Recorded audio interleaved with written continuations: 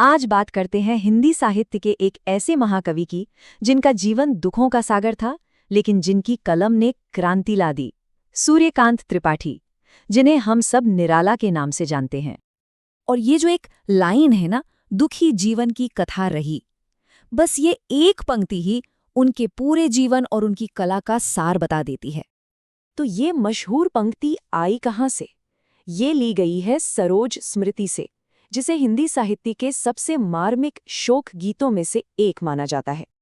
सरोज स्मृति असल में निराला जी ने अपनी गुजर चुकी बेटी सरोज की याद में लिखी थी, लेकिन ये सिर्फ एक पिता का विलाप नहीं है। इसमें उनकी पूरी जिंदगी का संघर्ष, उनकी सारी पीड़ा समाई हुई है।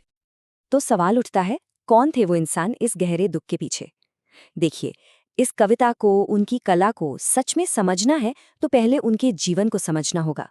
एक ऐसा जीवन जो सचमुच त्रासदियों से घिरा हुआ था। तो चलिए निराला के त्रासद जीवन पर एक नज़र डालते हैं।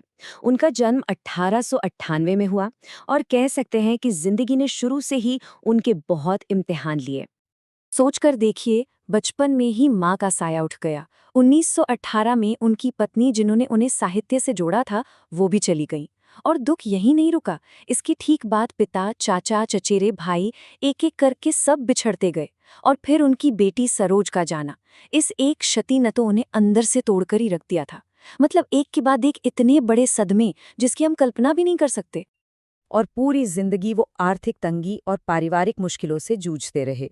उनका स्वभाव भी बड़ा स्वाभिमानी था, तो कहीं एक जगह टिककर नौकरी करना भी मुश्किल था। लेकिन जानते हैं, यही सारे संघर्ष, यही सारी पीड़ा उनकी कला का कच्चा माल बनी। इसी ने उनकी कविताओं को वो गहराई और वो ताकत दी जो आज भी महसूस होती है। तो ये तो थी उनके जीवन की कहानी, पर अब देखते हैं कि कैसे इस आदमी ने, जो किस्मत से लड़ रहा था, उसने कविता की दुनिया में ही एक क्रांति ला दी। ये बात है 1916 की। निराला ने कविता लिखी जूही की कली, और इसी कविता से हिंदी में शुरुआत हुई मुक्त छंद की, जिसे अंग्रेजी में फ्री वर्स कहते हैं। मतलब ऐसी कविता जिसमें कोई तय मीटर या तुकबंदी का बंधन नहीं, जो बस मन के भावों और बोलने की सहज लय के साथ बहती है। वो इसके प्रणेता माने जाते हैं।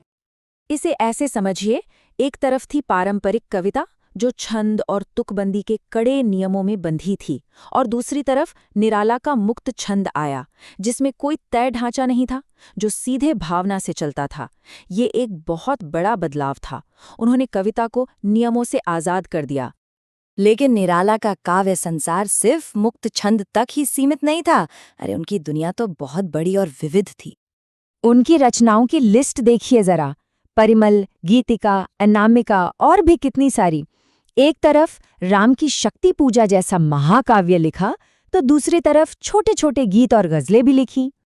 और बात सिर्फ कविता की नहीं है, उन्होंने गद्य में भी कमाल का काम किया।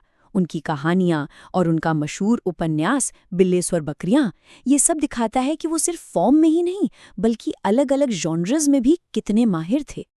उनकी भाषा की भी खासियत थी।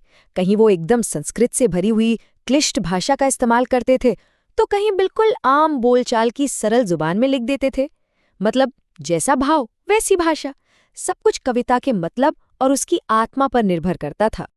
तो घूम फिर कर हम वहीं वापस आ जाते हैं, दुख ही जीवन की कथा। ये वो कविता है जहां एक पिता का निजी दुख एक कलाकार के पूरे जीवन का सच बनकर सामने आता है। तो फिर निराला की कविता का निचोड़ क्या है? उसका सार क्या है? शायद सार इसी पंक्ति में छिपा है। दुख ही जीवन की कथा रही, क्या कहूं आज जो नहीं कही।